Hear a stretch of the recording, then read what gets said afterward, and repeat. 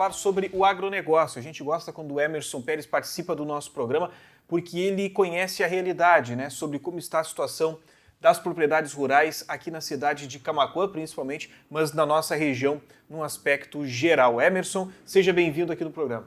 Boa noite, Gil. Sempre é um prazer colaborar com vocês aqui na Sul TV. Bom, estamos nos aproximando da segunda metade do mês de agosto. Como é que está o clima nas lavouras aqui na nossa região? Em que estágio nós estamos neste momento?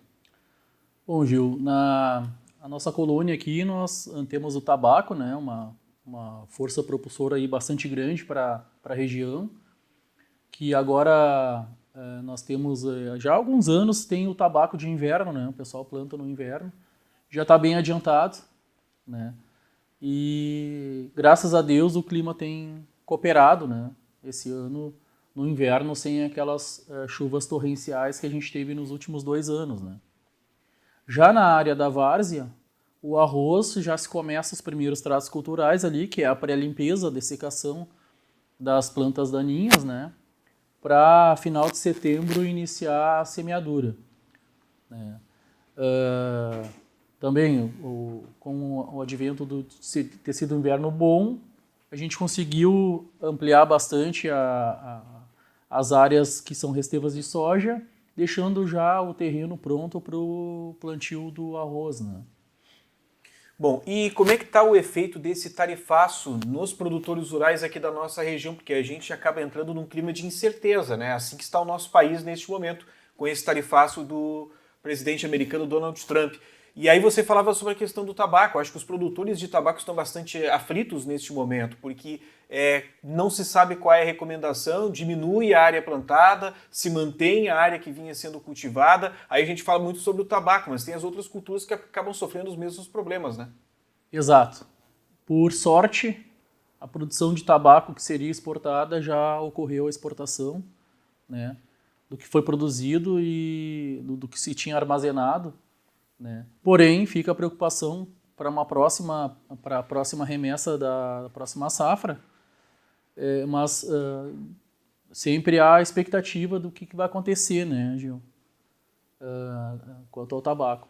Mas os preços das culturas que nós temos aqui na região, o tabaco é o que vem se mantendo, pelo menos não teve queda queda brusca no seu valor, né.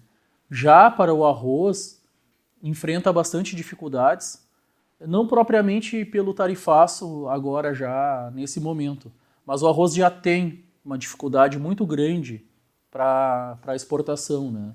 Já há uma dificuldade histórica já. E nós temos no momento um excesso de produção. Nós teremos um estoque de passagem de 2 milhões de toneladas, né.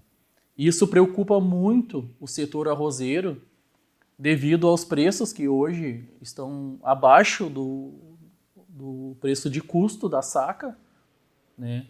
Essa semana teve mais um impacto, agora tinha dado uma reagida no preço do arroz, voltou a dar uma baixada, né, e isso traz uma enorme preocupação para o setor arrozeiro, para os produtores, e também para a cidade, né? A gente nota, é possível já notar um comércio um pouco mais devagar, né? Em função do arroz ter tido 40% de queda nos seus preços, né? Quanto à soja, há uma preocupação muito grande aí nessa questão Estados Unidos e China, em função de compra dos chineses da soja americana, né? Hoje, o nosso mercado maior, 70% do nosso mercado é chinês, né? E os Estados Unidos é um grande concorrente nosso e vai ter uma super safra também, né? Embora tenha tido uma baixa na estimativa de produtividade pelo clima lá nos Estados Unidos, ainda continua tendo uma safra de 120 milhões, 123 milhões de toneladas, que o Brasil já ultrapassou os Estados Unidos, né? Nós vamos colher aí, a estimativa é 170 milhões de toneladas, mas é sempre aquela preocupação. Se o americano se acertar com a China ou impor para a China que compre mais deles, para quem a gente vai vender essa soja, né?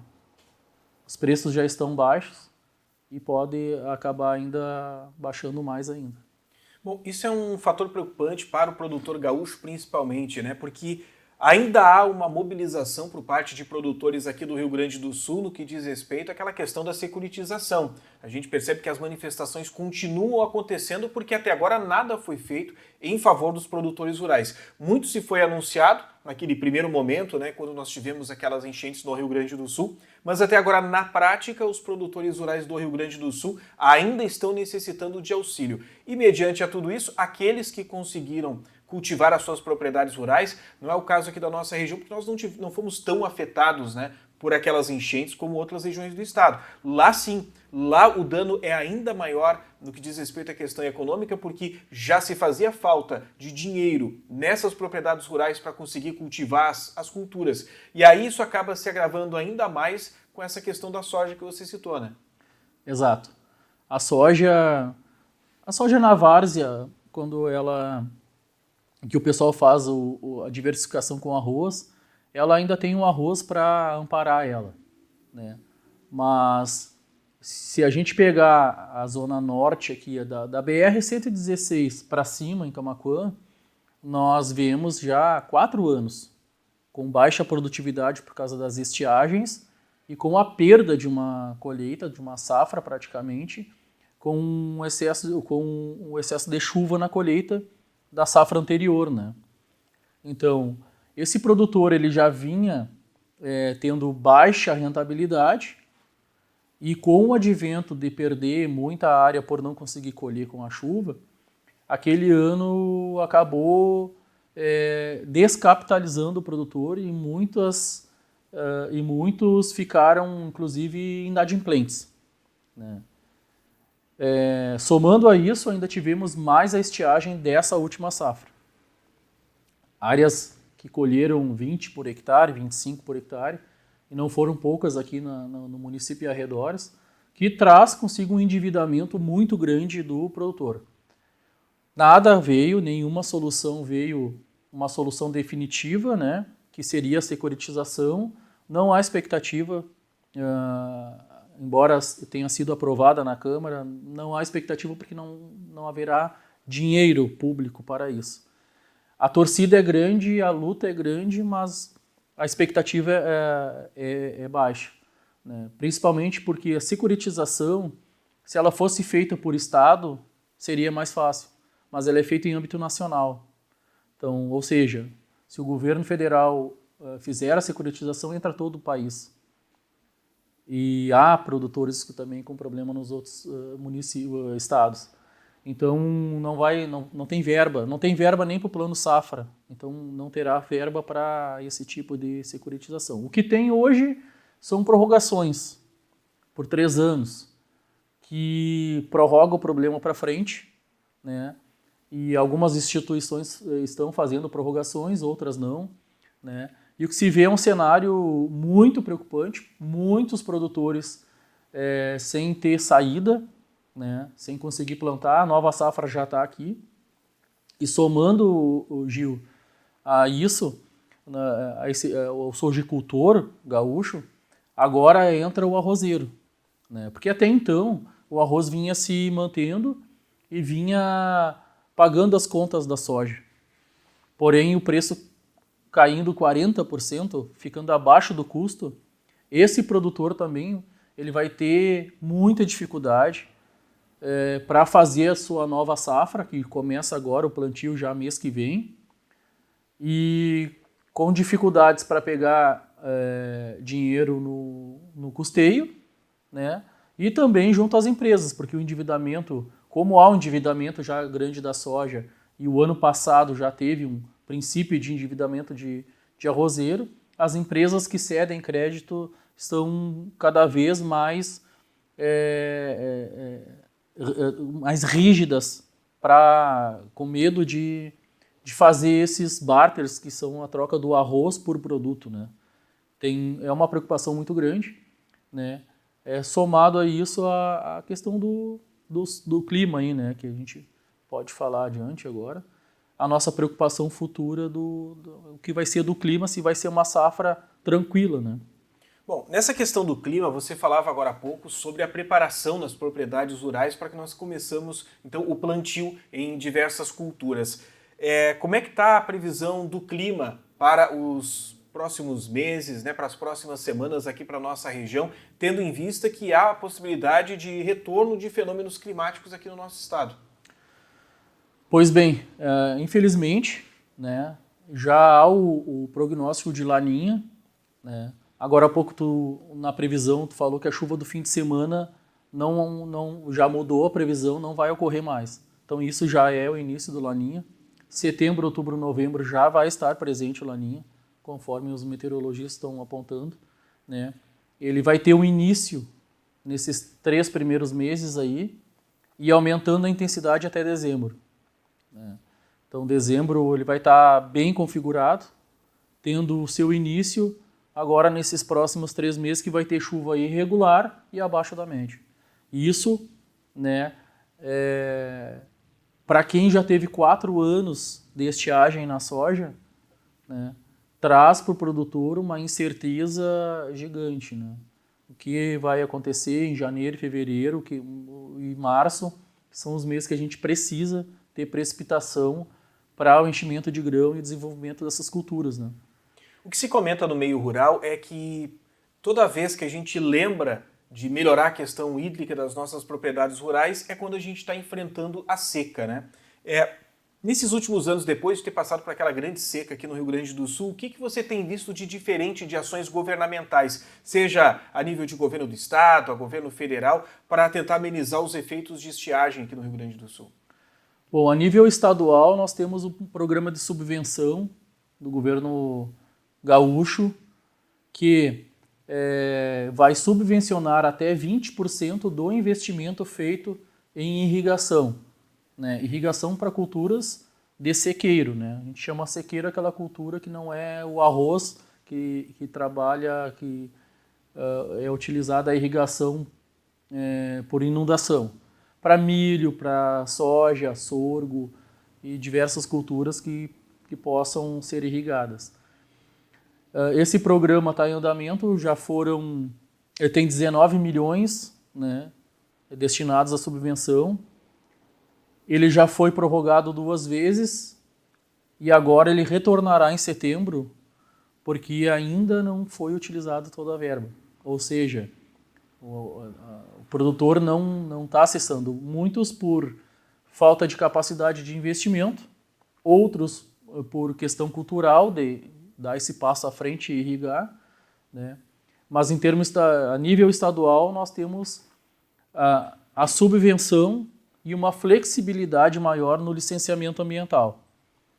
A Farsul trabalhou durante um bom tempo para minimizar um pouco a questão do licenciamento para tu conseguir irrigar, porque era inviável, tu não conseguia, por mais que tu tentasse, fizesse um projeto bem feito, trancava na parte ambiental.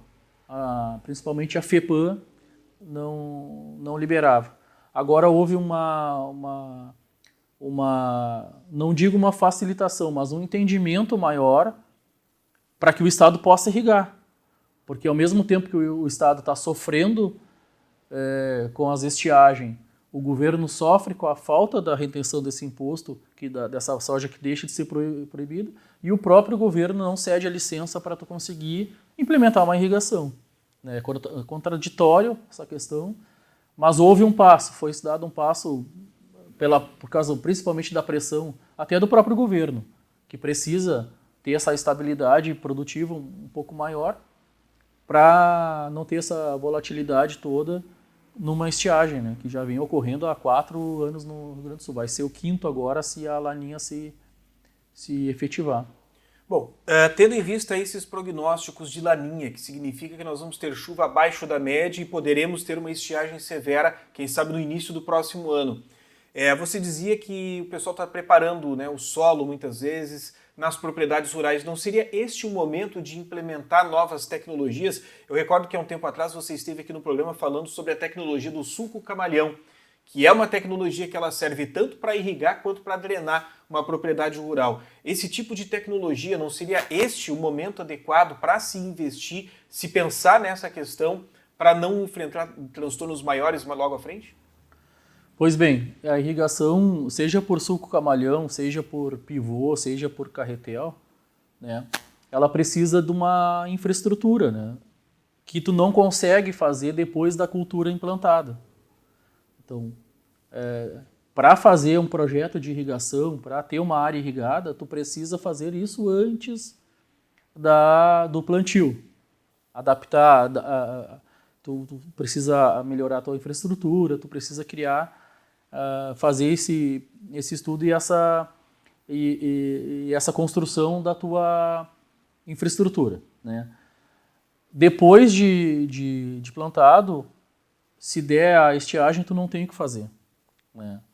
Alguma irrigação ali que tu poderia fazer, nas áreas de arroz ainda alguma coisa se tenta inundar, mas é uma irrigação, uma molhação que a gente chama, não é uma irrigação.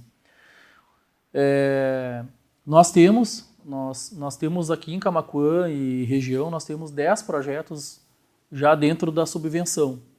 Isso deu uma animada no pessoal para dar esse passo à frente e começar a irrigar. Então nós teremos aí quase 1.000 hectares esse ano de sulco camalhão, que vai ajudar muito a esses produtores que vão fazer o sistema a enfrentar essa nova estiagem, né? Porque não tem outra saída. Numa estiagem, tu pode fazer um perfil de solo, aprofundar o teu solo para as raízes descerem mais, né?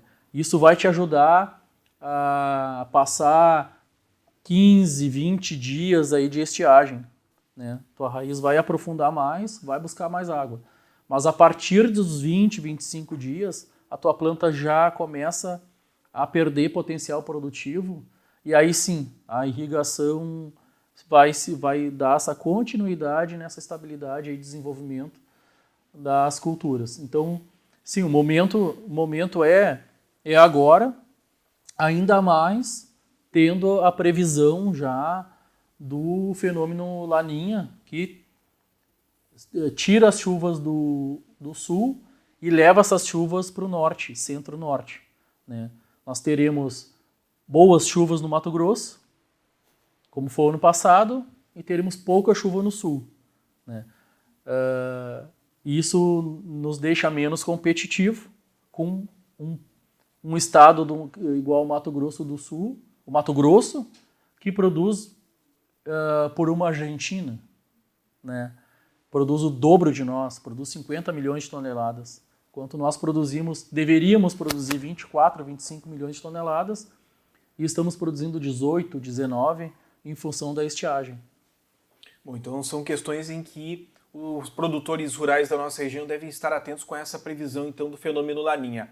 Já que a gente falava sobre irrigação, e você é o presidente lá no município de Arambaré de uma comissão, né, de uma associação daqueles irrigadores, como é que estão as discussões em torno daquele canal, o canal de irrigação lá no município de Arambaré? Bom, Gil, a gente tem mantido um diálogo permanente com o Ministério, com o pessoal do Ministério que esteve aqui no Sul TV, e a gente continua solicitando o que nos cabe, né?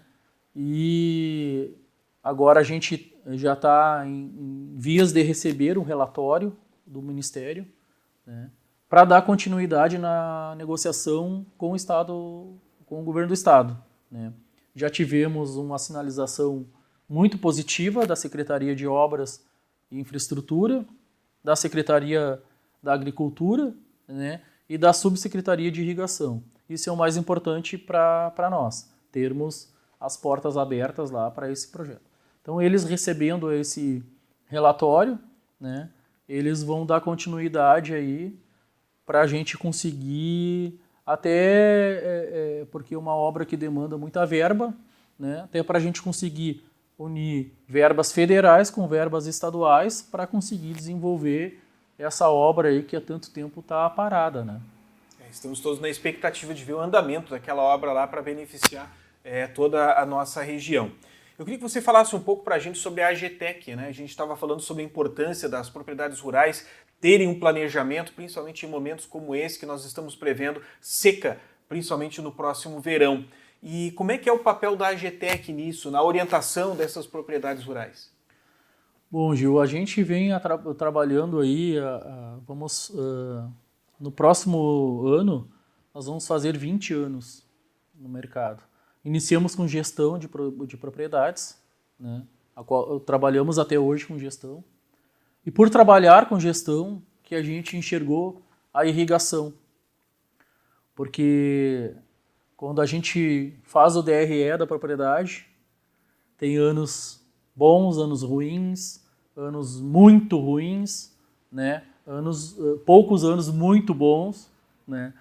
Então a gente precisa trazer uma estratégia para essa propriedade se manter, para esse produtor se manter vivo e com renda. Só vivo não adianta se manter, tem que ter renda. Então por isso que a gente foi atrás da irrigação.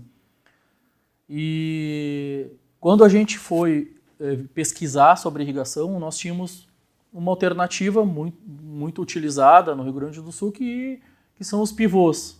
Porém, o alto custo do pivô praticamente inviabiliza ele para quem tem uma safra de verão, que é o caso do Rio Grande do Sul. Além disso, na nossa região, nós temos muito drenos, muito canais. A logística para o pivô, ela não se enquadra, né? Então, procuramos outros métodos de irrigação até encontrarmos o sistema sulco-camalhão, que é um sistema utilizado e cada vez mais nos Estados Unidos, né? O CEO da Pipe BR esteve nos Estados Unidos durante 10 dias agora e ele veio impressionado com o tamanho que é do tamanho que se encontra hoje a irrigação por sulco-camalhão lá nos Estados Unidos, né? Isso que eles não têm a água que a gente tem. Eles trabalham com poços subterrâneos e nós temos água em fartura aqui, né? E então a gente tem que se atentar a esse fato, ter essa estratégia na mão, né? E poder fazer uma aplicação financeira, que é o que a gente sempre fala. Tu vai investir 40 sacos de soja por hectare, é o custo hoje. 40 sacos por hectare é o custo da soja hoje. E tu vai colher quanto se tu não irrigar? Tu vai colher 50? Ou tu vai colher 20? Ou tu vai colher 30? Né? Com a irrigação, tu tem praticamente um investimento fixo. Né? É renda fixa. Tu vai investir 40 para colher 65, 70, 80. Essa é a segurança que a gente quer trazer para o produtor. Algumas propriedades já implantaram e já estão tendo esse retorno, né? E agora, conforme o pessoal vai enxergando, já tivemos uma área de grande escala no passado, então o pessoal da região vai enxergando que os produtores têm sucesso com esse sistema e aos poucos eles vão aderindo, né? E isso ganha muito, ganha o produtor e ganha principalmente a região, né? Porque ao passo que tu pega 40 mil hectares de soja em Camaquã, né, se tu colhe 20 sacos por hectare, é uma coisa. Se tu colhe 50, é totalmente diferente. O município deixa de arrecadar, o produtor deixa de consumir, os funcionários deixam de ganhar aquela comissão melhor, né? E isso movimenta toda essa cadeia aí. E traz segurança. Muito melhor que ter um seguro é tu ter uma irrigação, porque o seguro ele vai pagar alguns custos teu. A irrigação ela vai manter a produtividade, né? E principalmente quando o preço está baixo, a gente sempre comenta. Quando o preço de alguma cultura está muito baixo, tu tem que ter produtividade para conseguir ter rentabilidade. Não é o momento de tirar investimento, é o momento de investir. Ao contrário, a soja a R$ 125 hoje, tu tem que colher acima de 60 sacos para tu ter rentabilidade, né? Só que para colher 60 sacos para cima, tem que ter irrigação. Tu não vai conseguir tendo o clima instável do jeito que tem acontecido nos últimos anos, né? Bom, Emerson, obrigado pela sua participação hoje aqui no programa, conversando sobre a situação do agronegócio, principalmente aqui na nossa região. O espaço sempre aberto para que você esteja participando em outras oportunidades. Conte sempre conosco, Gil, e sempre um prazer colaborar com vocês, hein?